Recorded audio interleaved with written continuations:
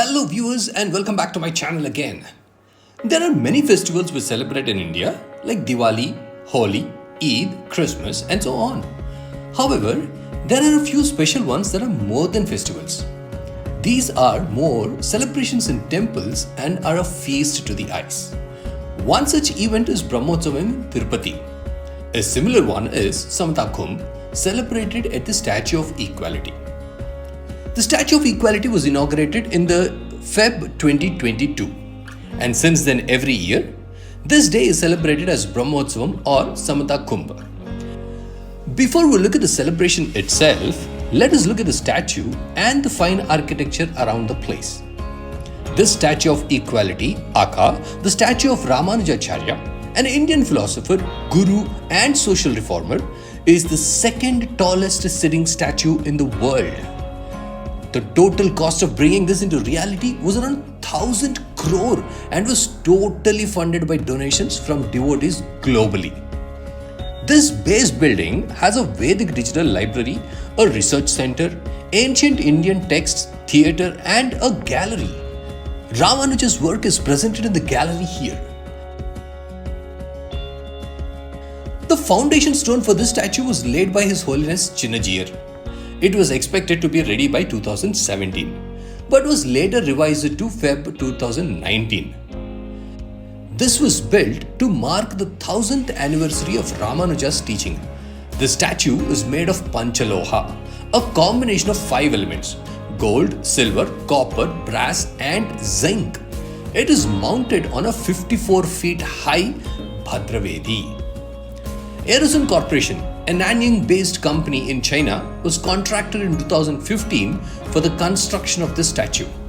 7,000 tons of Panchaloha was used to build the statue. This came back to India in 1,600 individual pieces via Chennai in 54 shipments. Just imagine the work involved here. On this building, there is a lotus, which is of 27 feet diameter, carried by 36 elephants. On this lotus sits the actual idol of Ramanujacharya. Ramanujacharya was born to Kantimati and Asuri Keshava Somayaji in Sriperumbudur. It is said that he lived for 120 years. But there are a few temple records that suggest that he might have lived from 1077 to 1157, which is 80 years. Whatever is the time, this man had an immense impact on the world through his teachings and one of the most celebrated, revered and followed social reformer in history. The visiting hours of this place are from 11 am to 8 pm and is open Monday to Friday. Saturday and Sunday it is open for 30 minutes more.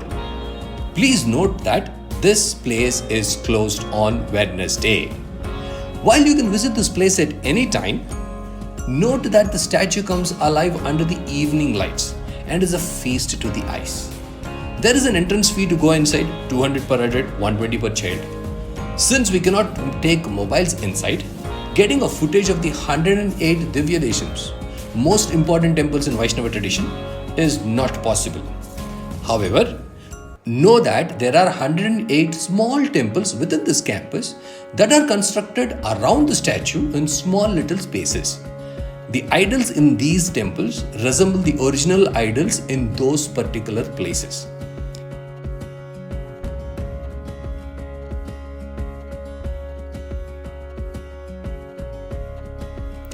There is a huge parking space right in front of the statue, but for the Samata Kumbh festival, since there were too many people expected to be a part of it, the parking space was shifted to an open land on the sides of the campus.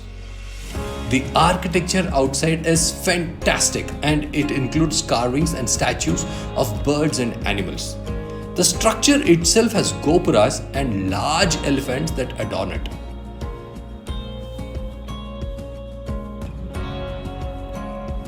Let's now talk about the 11-day event. This Samata Kumbh. This year, this event happened from 20th of Feb to the 1st of March. There were many spiritual activities that were conducted throughout the 11 days. However, I was able to visit only on the last day, which is the 1st of March. The schedule every day consisted of the following: Vishnu Sahasranama Parayana, Vishwaksena Puja, processions of the Divyadesham deities, Agni Pratishta, which basically means installation or consecration of the Lord of Fire. Okay? Abhishekams, Prasad distribution, and Purnahuti. There was a quiz program too for public who visited the place. There were many cultural events too that included traditional dance forms, classical musics, devotional songs, and so on. Various artists participated in these events with utmost devotion to the Lord and received blessings from His Holiness Chinnajiyar Swami himself, under whose guidance this whole event was successfully orchestrated. I shall leave it here and allow you to witness the spectacle that happened on the last day of this event. Please watch to the end of the video and I'm sure you will feel blessed to witness this spectacle.